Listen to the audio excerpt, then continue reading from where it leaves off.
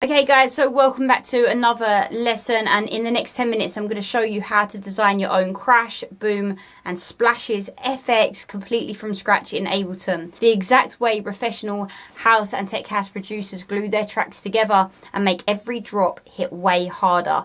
And trust me, this is one of the quickest skills that you'll ever learn. You've just got to follow exactly what I'm doing on the screen. It is as easy as anything, even if you're a complete beginner, but it's going to change your tracks entirely. So let's jump in. So first things first, we are going to just drag a simpler on here, and we're going to drag any old crash in. I'm just going to take one from one of my sample packs.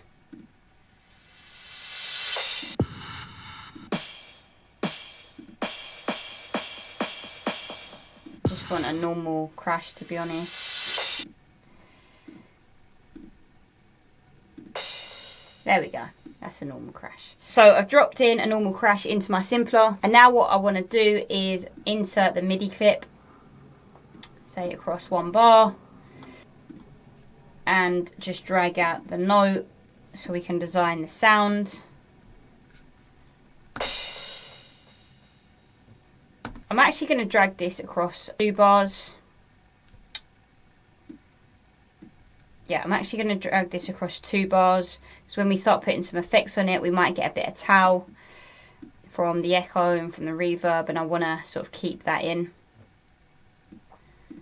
Now, what we're going to do is add a delay to this, and I'm going to switch on ping pong because we want it in ping pong mode, and then that tiny little delay gives us a bit of space and movement. Don't overdo it though, otherwise you're going to smear the transient. So I'd probably have it on around 20%.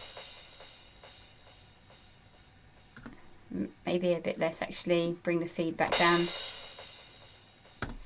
Okay, now what we're going to do is add on auto pan.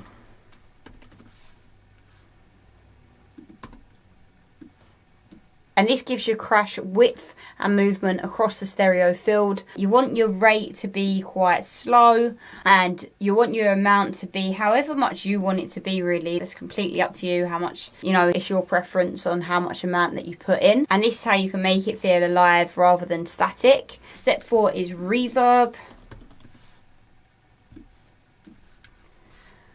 Now, reverb makes a huge difference, okay? We want to bring the decay time up, but not so much that it washes the crash away. So I'm going to bring it around there.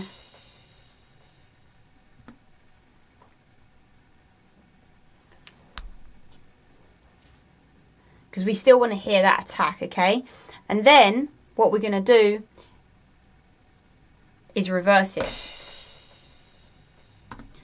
I'm going to bring the delay just down a little bit more, and the amount of the pan up, and I'm going to bring the decay up a little bit. Now what we can do, if we record this into an audio track, so route it from this one, record arm,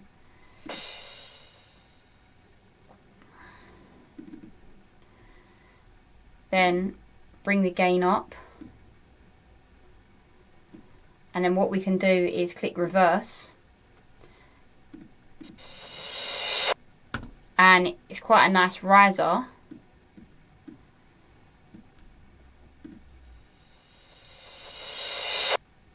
And then we can duplicate it, reverse it back,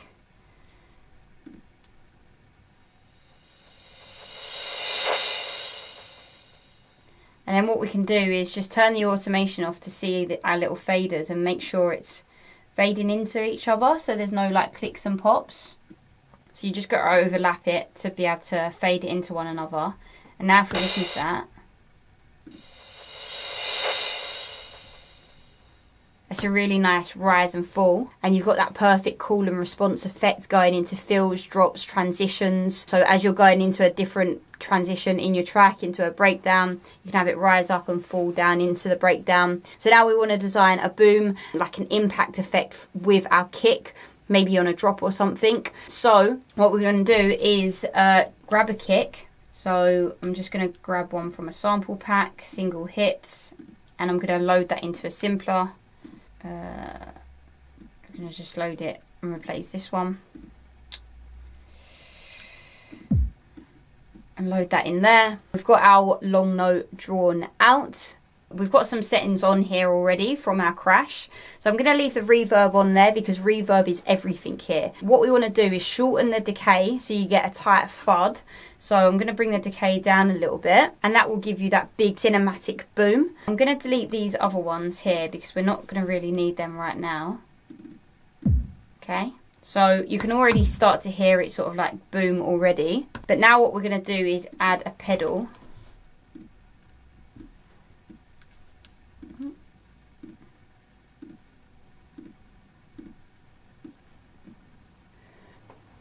To shape the tone. So we're going to click sub for low end body, and then what we're going to do is give it a bit of mid if you want it to sort of like cut.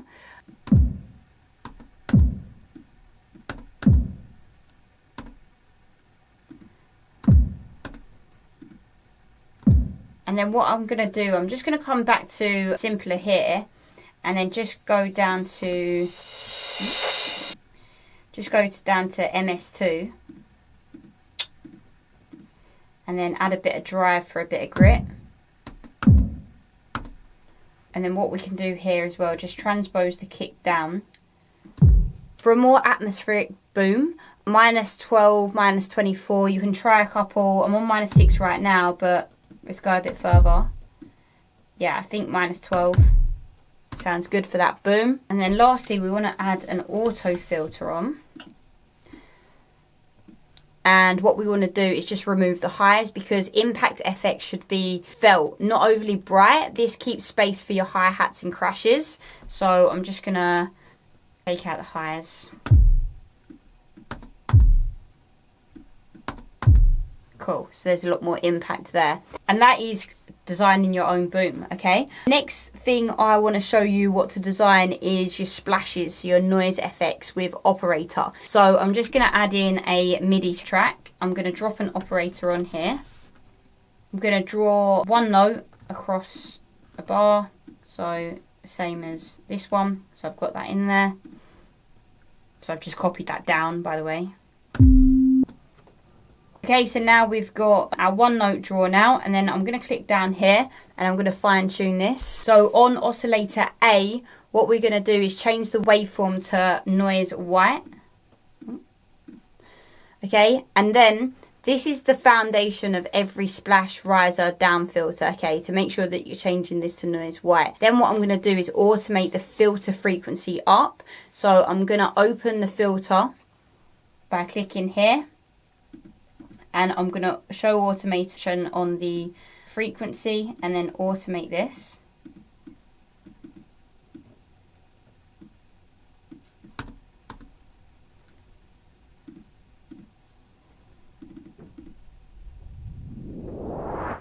So I've automated the frequency rising over one bar, and this instantly creates that whoosh effect. And you can extend this over 8 bars as well if you want to. Just do the same thing. And you're getting that whoosh effect, okay? And again, you can Command D, duplicate this, and then just go back down with it.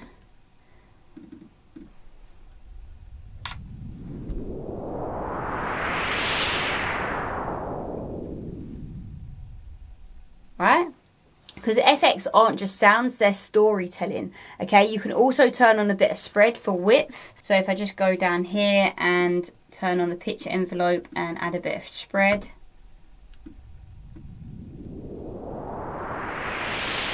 Just gives it a bit more width. What you could also do is add on oscillator B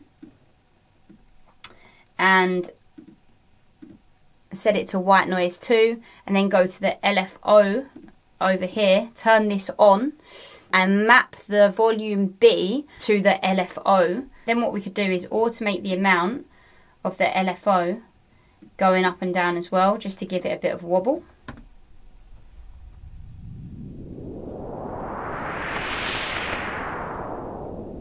And what you could do, you could take it a step further and actually automate the rate as well.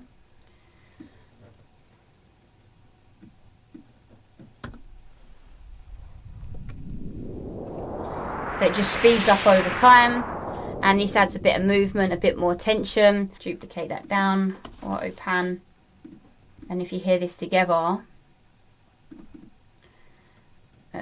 show animation.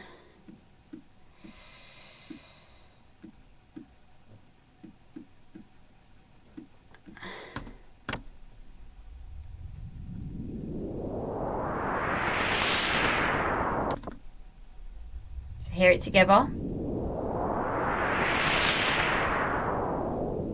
Love that. Just gives it a bit of extra stereo motion, really. And here's the thing, anyone can drag FX from Splice, but the best producers, the ones who stand out, get signed, get support from big DJs, they design their own transitions, risers, crashers, down filters, impacts, because your FX fits your track perfectly. If you're enjoying these lessons, like and subscribe. Labels love originality, okay? Especially in the details. If you want to work with me on a personal basis on one-on-one, click the link in the description below.